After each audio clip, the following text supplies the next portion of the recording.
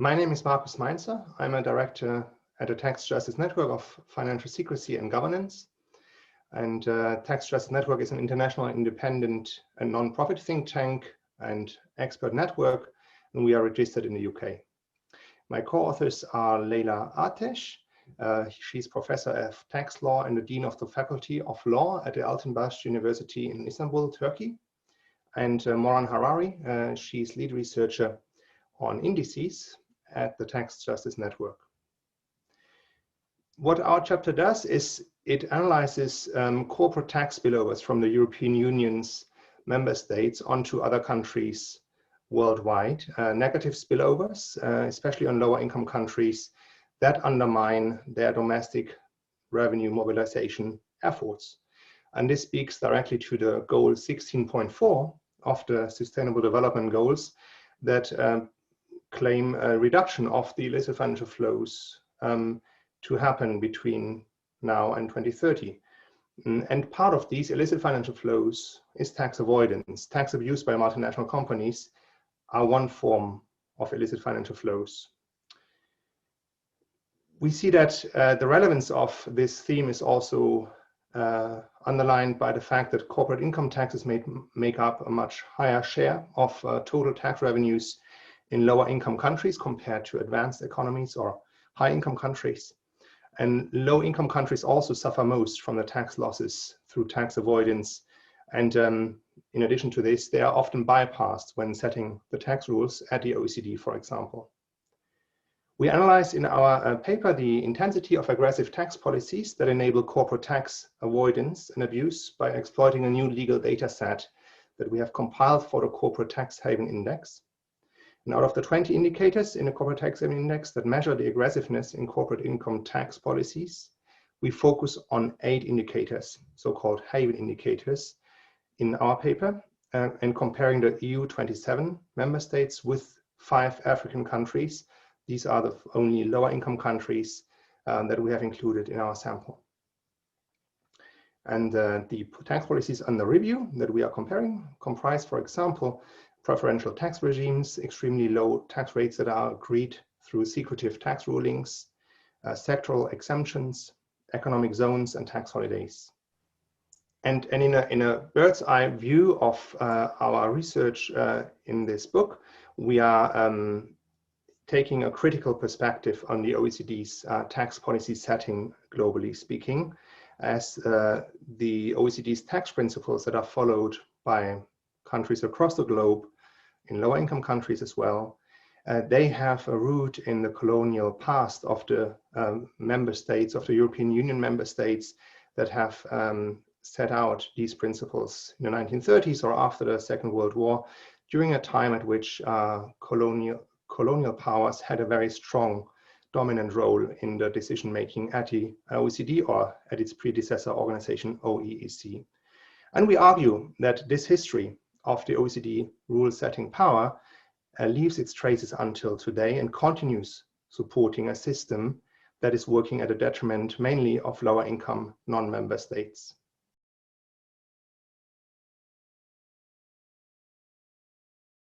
An interesting finding we had in our research was that there's a pronounced concentration of aggressive tax policies, corporate tax policies, among OECD and EU member states, and a stark difference in that regard with the African countries in our sample. We showed that how EU member states are on average much more aggressive in their corporate tax policies than the 5 African countries reviewed. And this holds true for all the indicators we reviewed, for the 8 indicators we reviewed, except for 2. The 2 exceptional ones where African countries were on average more aggressive are loss utilization and economic zones or tax holidays.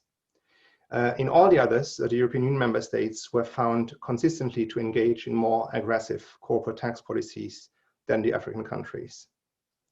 Another interesting or surprising finding was also that the deviations between statutory corporate tax rates and the lowest available corporate income tax rates that we measure in one of our indicators, LACIT, lowest available corporate income tax rate, this stark difference was only observable in the European Union member states and not at all in Africa. In Africa, we could not find differences except for maybe tax holidays or some marginal small matters, we could not find any examples where there was a broadly available lower corporate income tax rate from the statutory rate provided. Whereas in the European Union member states, we had a lot of deviations that depart, for example, that are resting, for example, on the territoriality of the tax regimes, or that are resting on secretive tax rulings, or on similar arrangements.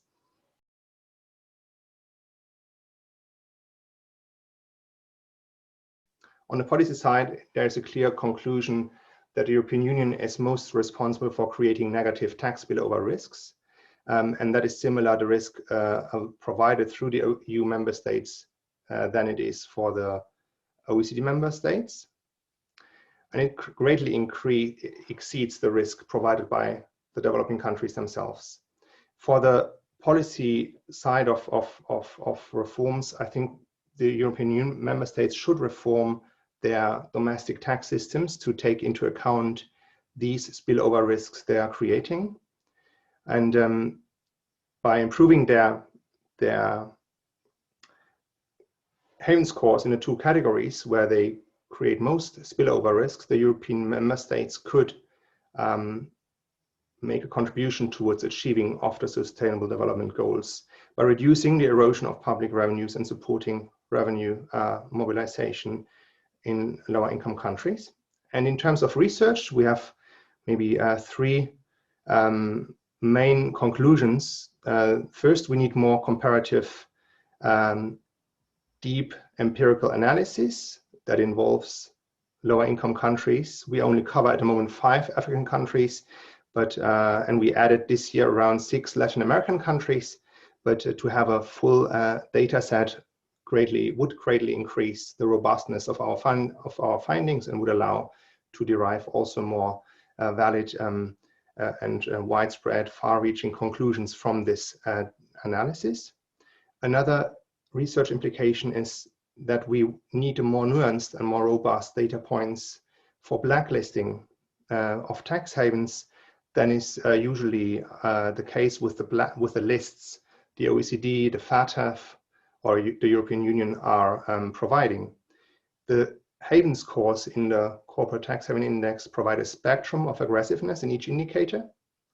And many quantitative research designs rely on tax haven blacklists to assess tax evasion, tax avoidance risks, despite these blacklists being highly politicized, arbitrary and binary in nature, exposing a lot of the research designs to the risk of selection bias of the listing countries.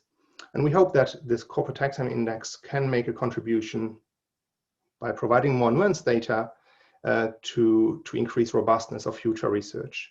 And finally, the third research takeaway is that equally we should move towards checking research findings that depend on a statutory corporate income tax rate by an alternative measure, for example, the haven score or the LACIT, the lowest available corporate income tax rate, because we can demonstrate in our analysis how far removed the statutory corporate tax rates tend to be compared to the lowest available corporate income tax rates. For example, Malta, we have a 35% rate, and we show that in fact there's an imputation system that upon distribution, the tax that you have paid is reimbursed. So in effect, you pay a 5% tax rate, but not 35%.